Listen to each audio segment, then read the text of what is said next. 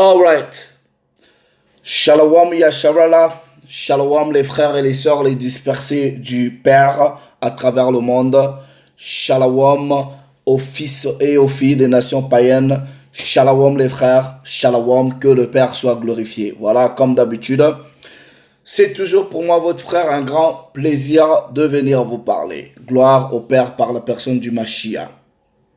Mes salutations, en tout cas les plus fraternelles, vont à l'endroit de mes frères et de mes sœurs, à ceux de ma race dispersés à travers le monde. Mes salutations les plus fraternelles aux fils et aux filles des nations païennes qui se sont véritablement joints au peuple choisi du Père avec sincérité de cœur et qui adorent le Dieu véritable. Vous avez les frères et les sœurs, mes shalom les plus fraternels. Que le Père soit glorifié. J'espère que vous avez passé une bonne semaine. Alright. Alors, maintenant, le titre de ce petit partage, comme vous pouvez voir, j'ai encore d'autres brebis, mais qui ne sont pas de cette bergerie. Alright. Qui sont-elles? Ok. Maintenant, vous voyez ici, au moyen de l'habilité que le Père m'a accordée, je vais essayer, alright, de donner une explication, ok, décortiquer même la nature et la quintessence des propos tenus ici par le Christ et vous illustrer même la raison pourquoi le Mashiach dit qu'il a d'autres brebis mais qui ne faisaient pas partie de la bergerie et qu'il était question qu'il aille les chercher. Qui sont ces brebis-là et où sont-elles? Vous voyez, généralement, les voisins, quand je dis les voisins, je fais allusion aux chrétiens. Souvent, ils aiment s'approprier ce passage pour justifier le fait que, en fait, quand ils reconnaissent que nous sommes le peuple élu du Père, et pour justifier que non, les Hébreux ont rejeté le Mashiach, et ensuite il est parti soi-disant chercher d'autres personnes, les nations, pour que les nations fassent partie de la bergerie. Ça, c'est complètement faux, ok? C'est de la tromperie, c'est de l'usurpation, c'est de la fraude, ok? Nous allons expliquer au moyen des Écritures, ok? Qui étaient ces brebis-là, ok? Qui devraient rejoindre, alright, la bergerie, et pour qu'enfin qu'il soit sur elle qu'un seul berger qui est le Mashiach. Nous allons prouver cela et vous allez voir à la lumière des Écritures, en tout cas, qui sont ces brebis que le Mashiach devrait aller chercher. Alright? La parole est simple. Nous partons dans les préceptes. Jean chapitre 10, verset 16. Jean chapitre 10, verset 16. Vous voyez, la plupart des gens qui viennent, qui pleurent, surtout les filles et les fils des nations, vous voyez, la parole a réservé un statut aux fils et aux filles des nations, c'est-à-dire aux païens, aux non-hébreux, aux non-israélites, en ce qui concerne leur statut dans le royaume. Moi, je ne dirais jamais, et la parole ne dit pas que, ok, que les païens, comme l'a dit mon frère Dawad, on ne dit pas que vous ne serez pas dans le royaume. Vous serez dans le royaume, alright, de Dieu, mais vous n'aurez pas le même statut que les Bana Yasharala. C'est différent. Plaise au Créateur, s'il me donne la force, je ferai une vidéo pour parler du salut des nations. Je pense que mon bien-aimé Yakan avait déjà explicitement expliqué ce concept-là, ok? Moi, personnellement, j'aime pas trop répéter ce que mes frères ont déjà fait. Et quand j'estime qu'ils ont fait un bon travail, j'aime pas trop me répéter. Mais s'il y a lieu pour des raisons d'édification, plaise au Père, on pourra parler spécialement du salut des nations. Regardez ceci, ok?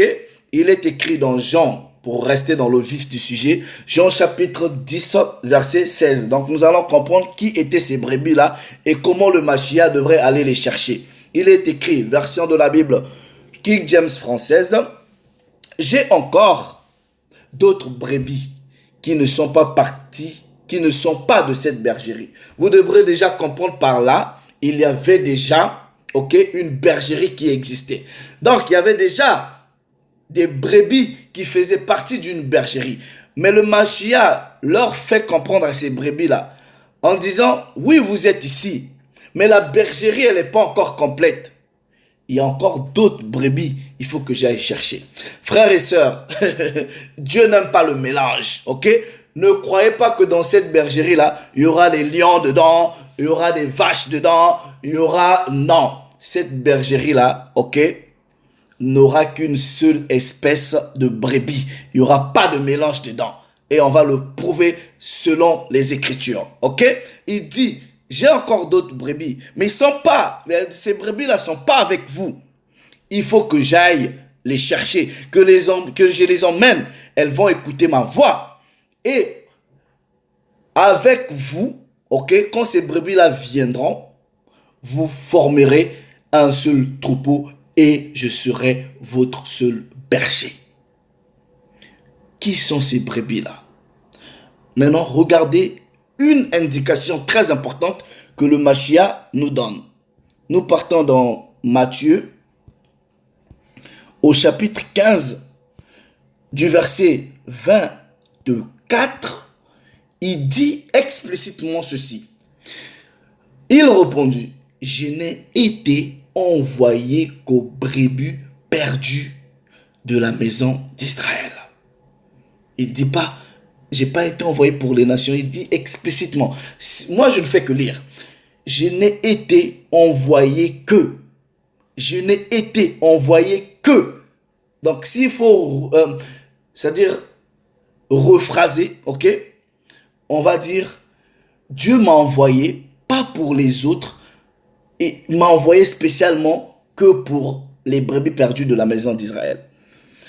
Quand la parole vous dit que Israël est perdu, comprenez par ici que le peuple qui est dispersé dans les quatre coins du monde a oublié la loi, a oublié le Dieu de ses pères, s'est maintenant retrouvé dans les différentes cultures, dans les différents cultes, dans les différentes philosophies, dans les différentes pratiques religieuses, culturelles. Ils se sont perdus, ils ne savent plus qui ils sont. Maintenant, le Père va élever ce Mashiach-là pour aller les réveiller, ses frères et ses sœurs qui ont été perdus. Israël était-il perdu? Oui, puisque la parole va nous le confirmer. Nous prenons Jérémie, chapitre 50. Jérémie, chapitre 50, le verset 6 nous dit ceci. Mon peuple, on parle de Yasharala, mon peuple est un troupeau de brebis perdus. La parole est simple. Leurs bergers les égaraient, les faisaient errer par les montagnes. Elles allaient de montagne sur des collines, oubliant leur bercail. En gros, oubliant leur maison, oubliant la loi. Et aujourd'hui, rien n'a changé. Tous ceux qui se disent des pasteurs aujourd'hui dans le christianisme, qui en réalité devraient vous paître plutôt sur les lois, les préceptes et les statuts, ont suivi la religion de l'homme blanc, où ils pensent que cette bergerie-là devrait être une bergerie mixte, où vous avez des lions dedans, des léopards, des moutons. Non, ça ne se passe pas comme ça, frère. Ça, c'est de la fraude, c'est de l'usurpation, c'est de l'embrouille, c'est la pagaille. En réalité, c'est la pagaille. Non, cette bergerie-là est une bergerie structurée. La même espèce, ok, va être paître par le Mashiach. Les autres brebis d'une autre espèce, vous avez aussi votre statut et c'est ce que la parole va vous confirmer. Alright? Maintenant, regardez ceci. Nous repartons dans le même livre de Matthieu, de Jean plutôt. Dans Jean chapitre 10, ok, il dit au verset 16, j'ai encore d'autres brebis qui ne sont pas de cette bergerie. Celles-là, il faut que je les emmène et elles entendront ma voix et il y aura un seul troupeau.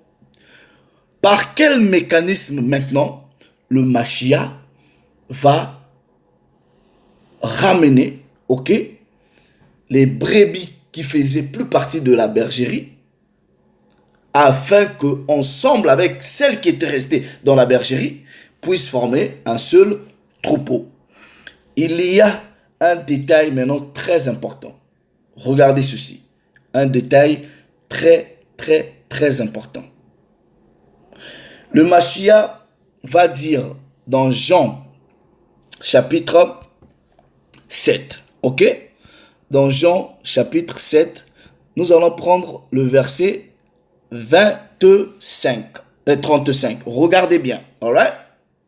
Comprenez que à l'époque du Mashiach, il y avait, il faisait partie du royaume du Sud, qui formait plus ou moins une nation. Le royaume du Sud, qui généralement on les appelait par les Juifs, mais dans le royaume du Sud, il y avait principalement 3 tribus. La tribu de Juda, la tribu de Benjamin et la tribu de Lévi. Et cette histoire, vous retrouvez ça, la séparation d'Israël en 2 maisons, vous retrouvez ça dans le livre de 1 roi. Maintenant, regardez, le Mashiach va nous mettre sur une piste. Ok? Ayez déjà l'idée, ceux qui devraient faire, qui faisaient partie déjà de la bergerie, c'était ses frères juifs, ceux du royaume du Sud. Ok? Regardez ceci. Maintenant, au chapitre 7 du verset 35 du livre de Jean, il est écrit. On lit à partir du verset... Non, on lit à partir du verset 33. Jésus dit, je suis encore avec vous un peu de temps. Puis, je m'en vais vers celui qui m'a envoyé. Vous me chercherez et vous ne me trouverez pas. Et vous ne pouvez venir où je serai. Retenez bien le verset 35. Sur quoi les Juifs dirent entre eux, où ira-t-il? Retenez que dans Jean chapitre 10, il dit, il faut qu'il aille chercher ces brebis-là et les ramener. Regardez, sur quoi les Juifs dirent entre eux, où ira-t-il que nous le trouvions pas? Ira-t-il parmi ceux qui sont dispersés chez les Grecs? Ou qui étaient dispersés chez les Grecs? Enseignera-t-il les Grecs?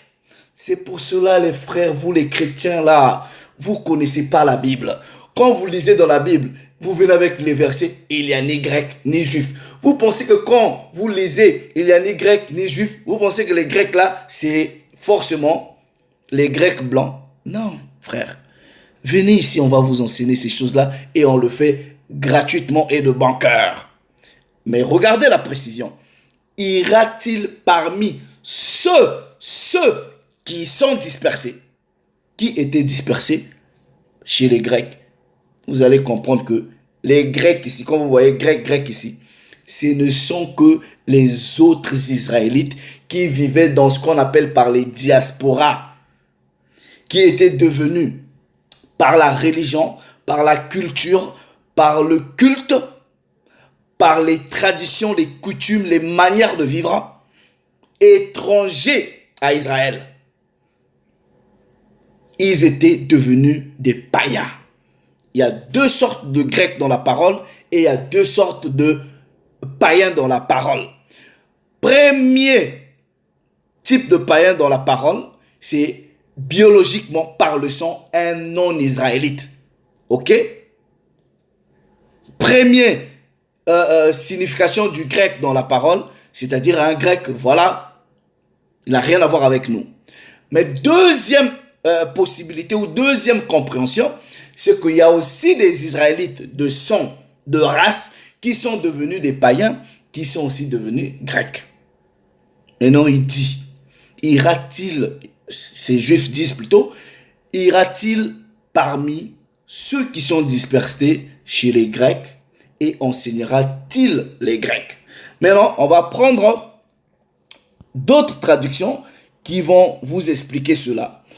Je prends par exemple le même verset, Jean chapitre 7, verset 35. Regardez dans la version de la liturgie, il est écrit, les Juifs se disent alors entre eux, où ira-t-il bien non, où va-t-il bien partir pour que nous le trouvions pas? Va-t-il partir chez les nôtres? Est-ce que vous comprenez? Donc les nôtres, c'est ceux de leur race. Ok? Chez les nôtres, dispersés dans le monde grec.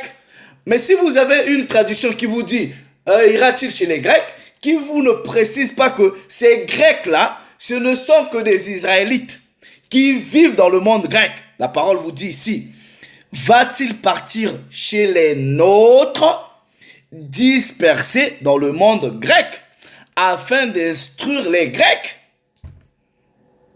La parole, elle est simple, frère. Je prends la traduction Bible des peuples. Aussitôt les Juifs se demandèrent, où va-t-il aller que nous ne puissions pas le trouver? Pense-t-il visiter ceux qui ont émigré, qui ont émigré vers le monde grec et prêcher également aux Grecs? Donc les Grecs là, ce ne sont que leurs propres frères qui vivaient dans le monde grec. Come on guys, la parole elle est simple. Version Bible, parole de vie, regardez.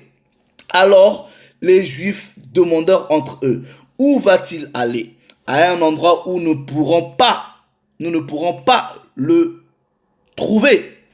Est-ce qu'il va aller regardez bien, chez les Juifs qui vivent parmi les Grecs? Est-ce qu'il va enseigner aux Grecs? Est-ce que vous comprenez? Est-ce que vous avez cette intelligence-là de comprendre que la parole, elle est simple? Et les Juifs ou les Hébreux qui habitaient chez les Grecs, dans les pays étrangers, c'est ce qu'on appelle par la diaspora. Version de la Bible de Shuraki, regardez maintenant. Comment est-ce que Shuraki traduit ça? La Look for Shuraki.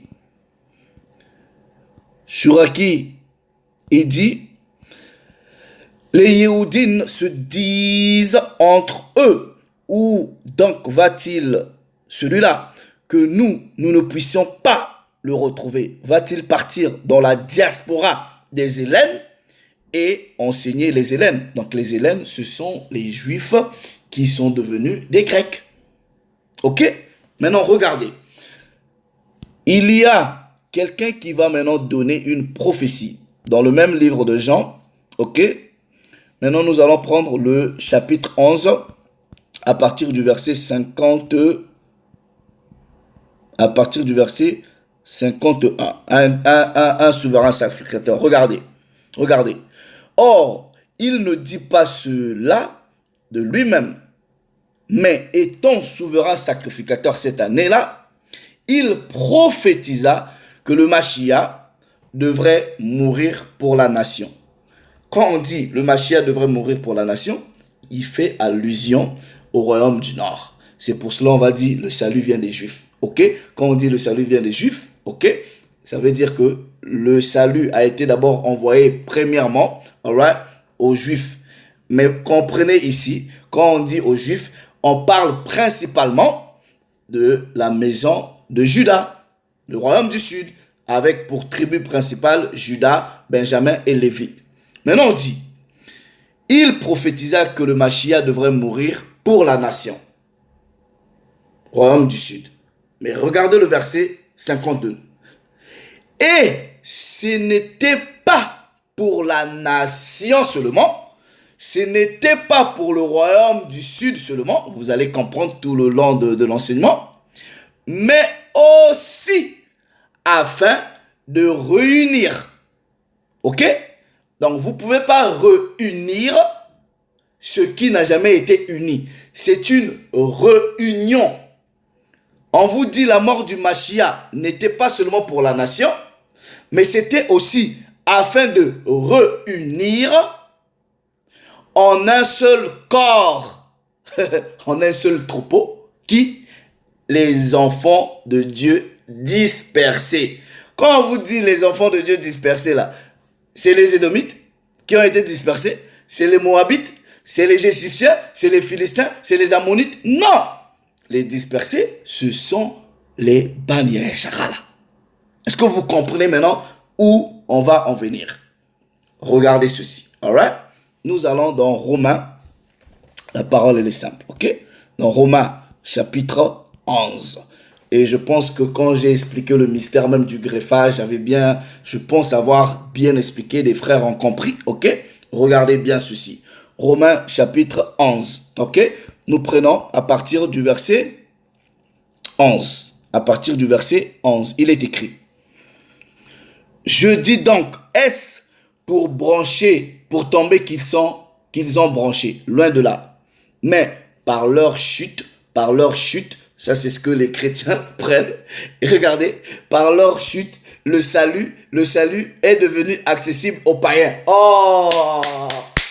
Ils sont contents, ils pensent que quand on dit par leur chute, le salut est devenu accessible aux païens, ils pensent que les païens là, c'est les étrangers. Non, vous allez comprendre que les païens là, ce sont leurs frères qui étaient devenus par nationalité, grecs, égyptiens, romains, tout ça là, et vous allez comprendre. Regardez, ok? Quand on dit par leur chute, ok? Le salut est devenu accessible aux païens, afin qu'ils fussent excité à la jalousie. Retenez bien. Maintenant, vous allez comprendre que qui va être excité à la jalousie à cause du fait que le salut est devenu accessible aussi aux païens. Alright? La parole est simple. Nous allons prouver cela précepte sur précepte. Regardez, ok?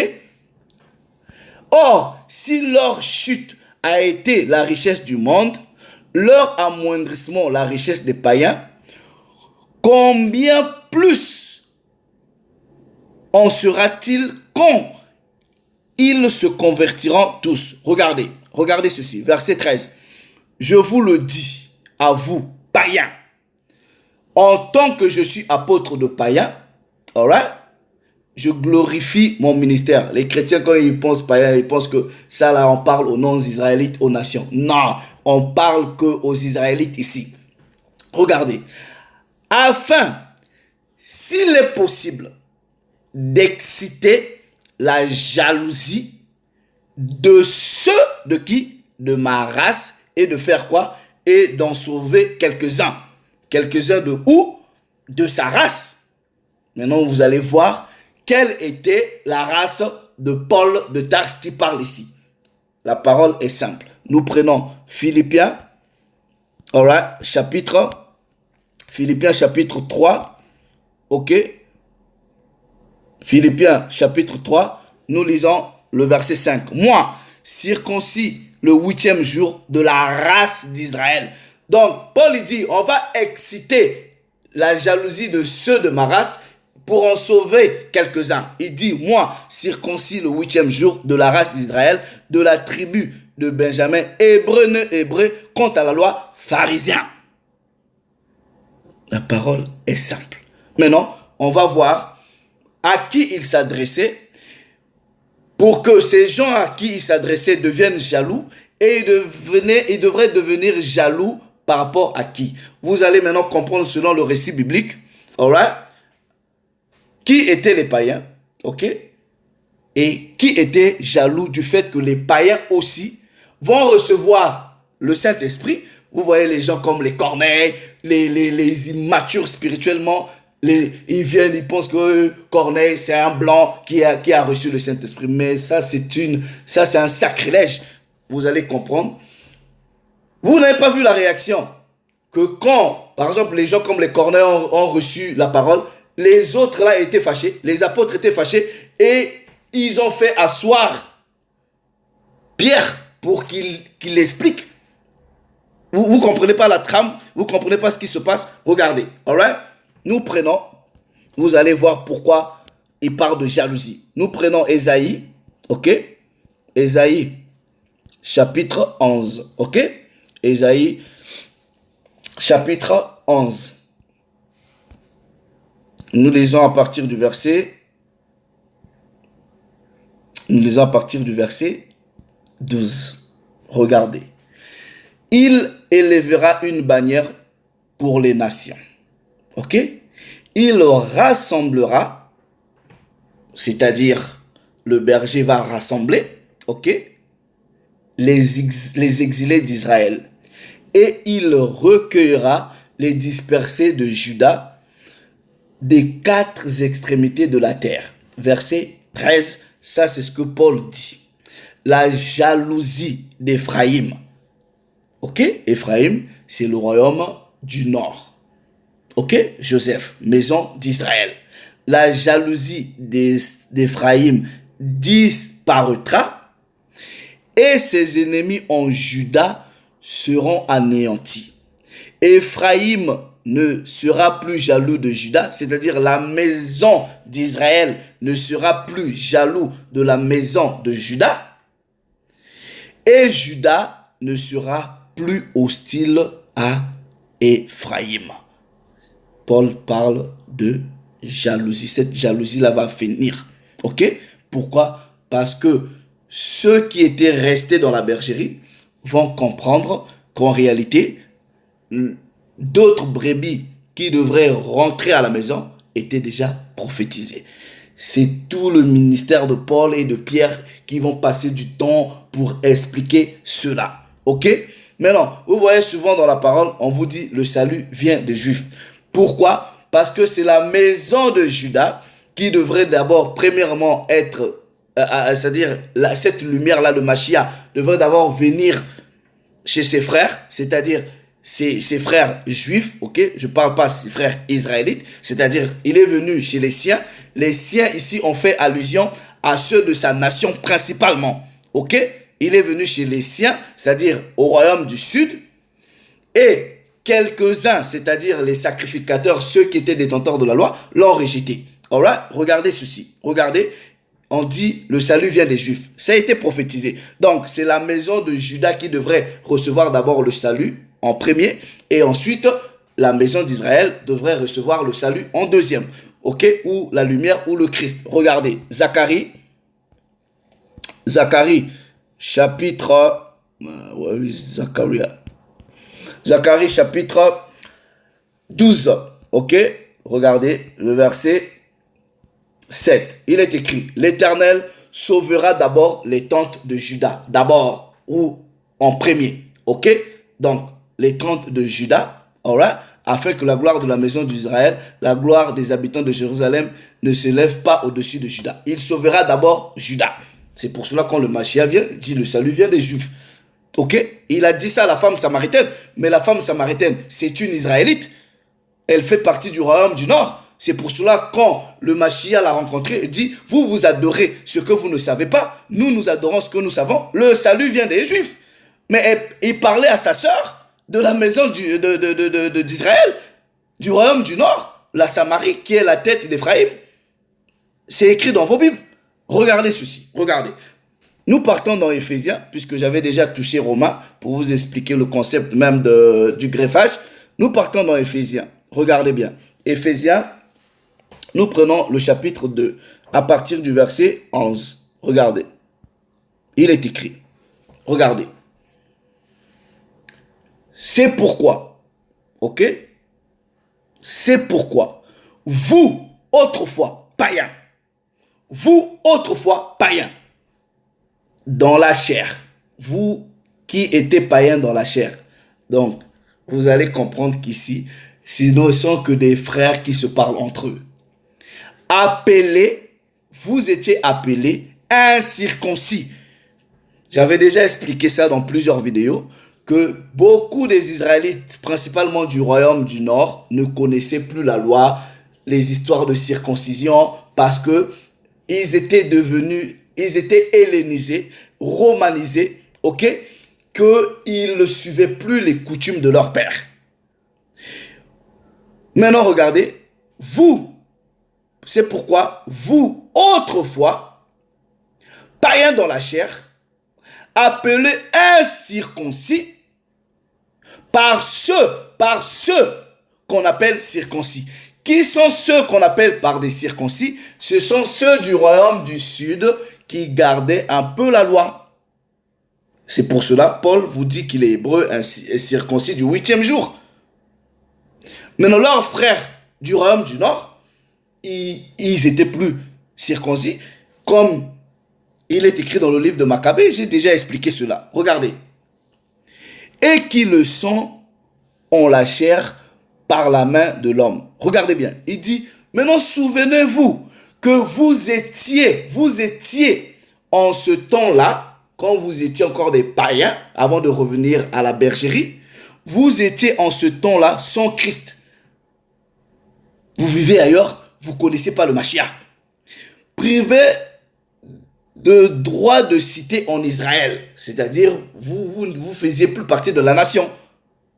Vous étiez maintenant devenus étrangers aux alliances de la promesse, sans espérance et sans Dieu dans le monde.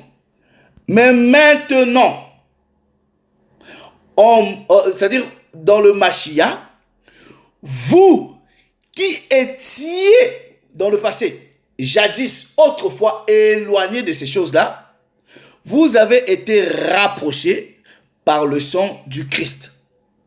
Alright? Car, regardez bien, il est notre paix, lui qui des deux quoi? Vous allez comprendre que c'est des deux maisons. Des deux n'en a fait que un. Et qui a renversé le mur de séparation, l'immunité. Parce que le royaume du sud et le royaume du nord ne s'entendaient pas. Ils sont très tués entre eux. Vous allez comprendre. Même le Christ, dans la première recommandation, dans Matthieu chapitre 10, il avait dit à ses frères, n'allez pas dans les villages des Samaritains. Mais pourtant, les Samaritains, il y avait ses frères qui habitaient la Samarie. Mais dans une première instance, dans un premier stade, il leur avait interdit de passer par la Samarie. Il a respecté l'ordre de sa mission. Les Juifs d'abord et les autres frères du Nord après.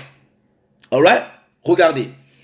Ayant anéanti par la chair la loi des ordonnances dans ses prescriptions, regardez, afin de créer en lui-même avec les deux, c'est-à-dire les circoncis, ceux qui gardaient la loi, et les incirconcis, ceux qui ne gardaient pas la loi, ceux qui étaient de la bergerie et ceux qui n'en faisaient pas partie. Ok?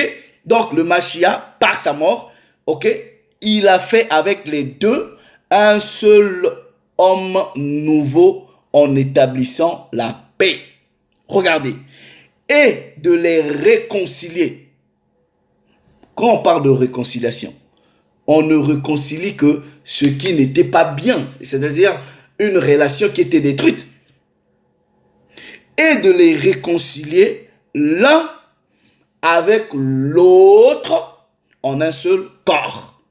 Avec un Dieu par la croix, en détruisant par elle l'inimitié. La parole est simple. Ok? Verset 17, regardez. Il est venu annoncer la paix à vous qui étiez loin et la paix à ceux qui étaient près. J'ai encore d'autres brebis qui ne sont pas partis de cette bergerie et il faut que j'aille les chercher. Alright? Regardez, verset maintenant 18.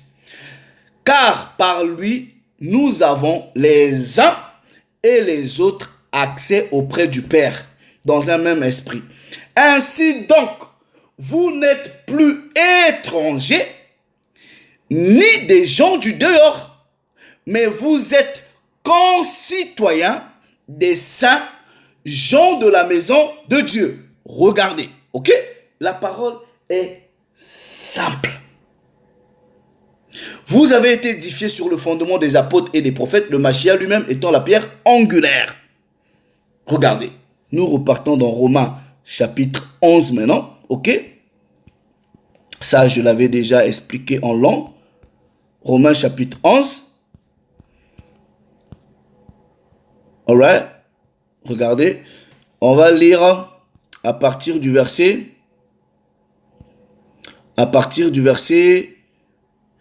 25, ok? J'avais déjà expliqué ça. Il dit, car je ne veux pas, frère, que vous soyez ignorants et que vous ignorez ce mystère, afin que vous ne regardiez point comme sage qu'une partie d'Israël est tombée dans l'endurcissement jusqu'à ce que la totalité des païens soit rentrée à la bergerie. Donc, quand on vous dit la totalité des païens soit rentrée, vous pensez que quand les païens là qui vont rentrer de façon, c'est-à-dire totale, c'est toutes les nations? Non, il faudra que les autres rentrent à la maison. Et la conclusion du retour de ceux qui étaient devenus païens en rentrant à la maison, c'est quoi la conclusion? La conclusion, c'est le verset 26. Et ainsi, c'est-à-dire quand les autres qui étaient devenus païens vont rentrer à la maison, c'est ainsi que tout Yachara là, tout Israël sera sauvé. Tout Israël sera sauvé. On ne vous dit pas. Maintenant, imaginez si les païens là qui devraient rentrer. Pourquoi on va dire tout Israël va être sauvé? Mais tout Israël s'est mélangé avec les païens? Non. Quand on dit tout Israël sera sauvé, royaume du nord, royaume du sud, quand le royaume du nord revient dans la maison, c'est maintenant tout Israël qui va être sauvé. Car, selon qu'il est écrit, le libérateur, le libérateur viendra de Sion et il détournera de Jacob les impiétés. Et ce sera mon alliance avec eux, qui? Eux, les Israélites. Lorsque j'ôterai leurs péchés. Maintenant, regardez ceci. En ce qui concerne l'évangile, ils sont ennemis à cause de vous. Pourquoi? Parce que c'est le royaume du sud qui a premièrement reçu l'évangile. Les autres n'en ont pas reçu. Si bien que quand Pierre va prêcher à Corneille, ça a posé un problème.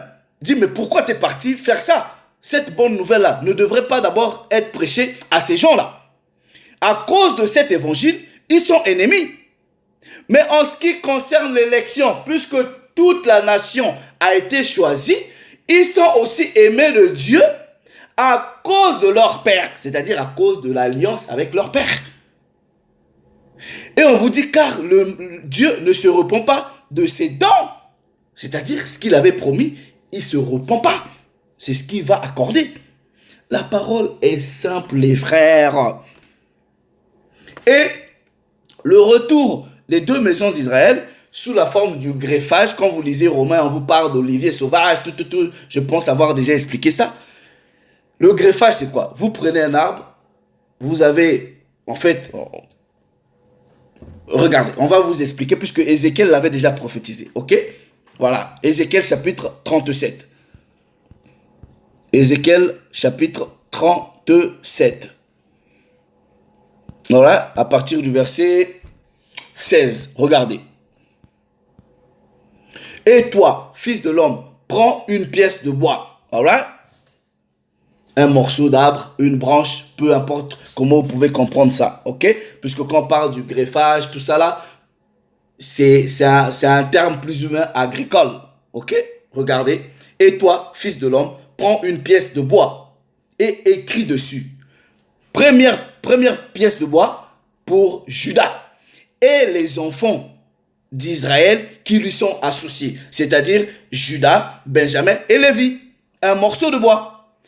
Prends une autre pièce de bois et écris dessus pour Joseph, bois d'Éphraïm, les autres tribus et toute la maison d'Israël qui lui est associée. Maintenant, on vous dit, vous avez un bois ici, un bois là, et on dit au prophète de rapprocher les deux bois.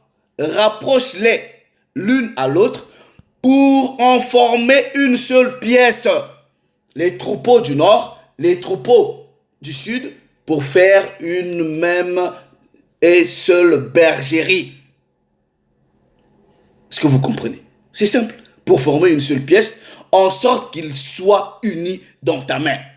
Et lorsque les enfants de ton peuple te diront, ne nous expliqueras-tu pas ce que cela signifie? réponds-leur, ainsi parle le Seigneur, voici, je prendrai le bois, ok, de Joseph, qui est dans la main d'Éphraïm, et les tribus d'Israël qui lui sont associées, et je les greffer ensemble au bois de Juda, et j'en formerai un seul bois, en sorte qu'il soit qu'un dans ma main. Mais c'est simple. C'est pas la magie. Jean chapitre 10, verset 16, j'ai encore d'autres brebis qui ne sont pas parties de cette bergerie. Celles-là, il faut que j'aille les chercher. Par l'évangile, ils sont ennemis, ok? Mais par l'élection, ce sont votre frère. Et quand ces frères-là vont rentrer dans la maison, c'est ainsi que tout Yachara va être sauvé.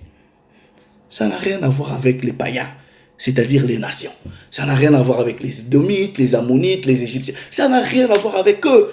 Quand on parle de ces païens-là, c'est leurs propres frères qui étaient devenus païens. Et maintenant, plusieurs personnes sont souvent tentées d'utiliser Matthieu chapitre 28, allez dans toutes les nations, faites-en mes disciples. Mais vous, c'est-à-dire quand vous utilisez aller dans toutes les nations là, mais vous ne pouvez pas réfléchir que Israël aussi est dispersé dans toutes les nations. C'est ça. Israël est dispersé dans toutes les nations. Donc c'est tout à fait normal que le Mashiach arrive maintenant à étendre sa mission à toutes les nations, parce que selon les prophéties, Yachara est dispersé dans toutes les nations. Mais aller dans toutes les nations là, ce n'est pas aller prêcher aux Édomites, aux Philistins. Non, allez chercher vos frères. C'est pour cela là, moi je l'ai déjà dit, premièrement, la priorité c'est à mes frères. Vous pouvez me traiter de raciste. Vous voyez, vous là, quand quelqu'un parle bien de sa race, de ces gens, il devient raciste. Parce que vous avez une conception socialement construite de ce qui est racisme. Vous n'aimez pas quand les gens s'aiment eux-mêmes. Non, la parole elle est simple. Allez dans toutes les nations. Parce que ces frères-là sont dispersés. J'ai encore d'autres brebis, mais qui ne sont pas partis de ce troupeau là-haut, de cette bergerie. Ces concepts de greffage, de rapatriement des brebis, ce ne sont que des mêmes concepts de l'unification du royaume en un seul troupeau, avec un seul berger, le Mashiach. Ça n'a rien à voir avec vous. Ok?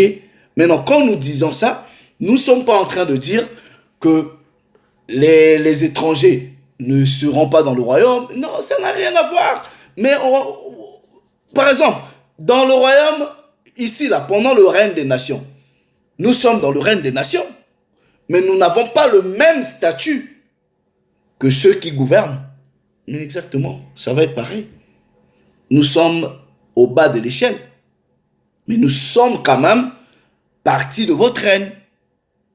Mais quand ça sera le règne des Bane Yachara, là, vous serez partie du règne, mais avec un statut différent.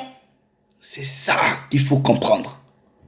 Donc, vous ne pouvez pas utiliser, j'ai encore d'autres brebis, comme si vous pensez que les autres brebis, là, c'est les étrangers. Non, non, non, c'est pas vous. C'est pas vous. Les autres brebis, c'est toujours Yachara, là. Et principalement le royaume du Nord qu'on devrait aller chercher. Voilà. La parole, elle est simple. Mais non, comme d'habitude, il y a toujours des gens, et ils ne vont pas être d'accord, ok?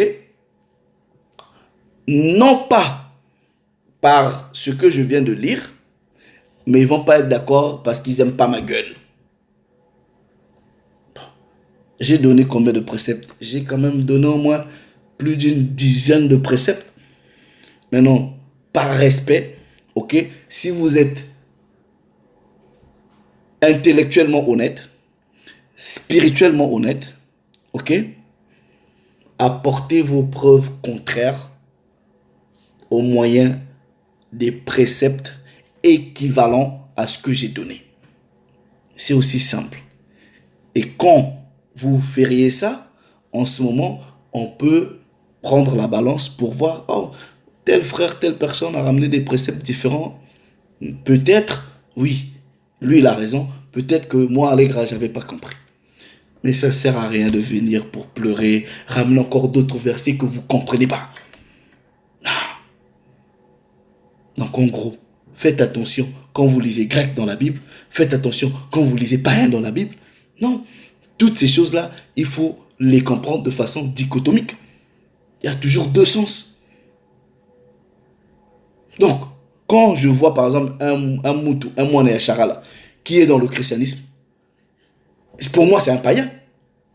Voilà, pour moi c'est un païen. Mais lui, il pense, c'est-à-dire parce qu'on leur a dit, païen, c'est peut-être... Non, pour moi, tous ceux qui sont chrétiens là sont des païens. Parce qu'ils n'obéissent pas à la loi et ils ne sont pas là à observer la façon que leurs grands-parents observaient, vivaient. Pour moi, c'est des païens. C'est aussi simple que ça. Quand vous comprenez ces choses-là de cette façon, les choses deviennent simples. Alright? Maintenant, vous voyez, on peut bien expliquer toutes ces choses-là. Le plus important, c'est ce que la parole nous apprend dans Ecclésiaste chapitre 12. Ok? On va mettre la fin à ce discours et le Père va se glorifier. Verset 13. Écoutons la fin du discours. Crains le Très-Haut et observe ses commandements. C'est là ce que doit... Il y a une forme impérative, genre obligation. C'est là ce que doit faire tout homme. C'est-à-dire, qu'est-ce que tout homme doit faire? Il doit observer, non, d'abord craindre le Très-Haut et observer ses commandements. Par ailleurs, la parole va nous apprendre que la crainte du Très-Haut est le commencement de la sagesse. Et comment est-ce qu'on craint ce Très-Haut-là? C'est en observant ses commandements, c'est-à-dire ses statuts, ses préceptes, ses lois. C'est là ce que doit faire tout homme. Car le Très-Haut amènera toute œuvre en jugement au sujet de tout ce qui est caché, soit en bien, soit en mal. C'est pour cela ici, je veux parler au Bani Charala. Frère, revenez à la maison. Ok? Commencez à observer les lois, les statuts, les préceptes et les commandements du Père. Maintenant, à ceux qui ne sont pas les Bani Charala, aux fils et aux filles des nations, vous ne pouvez que vous joindre au peuple du Père en observant les statuts, les préceptes et les commandements. C'est aussi simple que ça. Aujourd'hui, nous vivons dans le règne des nations. Nous acceptons notre statut dans ce règne. Mais quand notre règne viendra, et quand nous parlons de notre règne et du statut des autres dans le règne, voilà, vous êtes des racistes, vous êtes ceci, vous êtes des pro-blacks, vous êtes des blacks, les suprémacistes noirs. Mais non. Vous acceptez pas la vérité. Bref, je vais m'arrêter là. Que le Père soit glorifié. Alright? Nous reviendrons avec d'autres partages qui vont un peu aller dans ce sens-là. Alright? Je pense que je ferai une vidéo. Je vais expliquer la parabole même du fils prodigue. On va étudier cela et nous allons découvrir qui est ce fils prodigue. Bon, le Père s'est encore glorifié. Je vous dis shalom.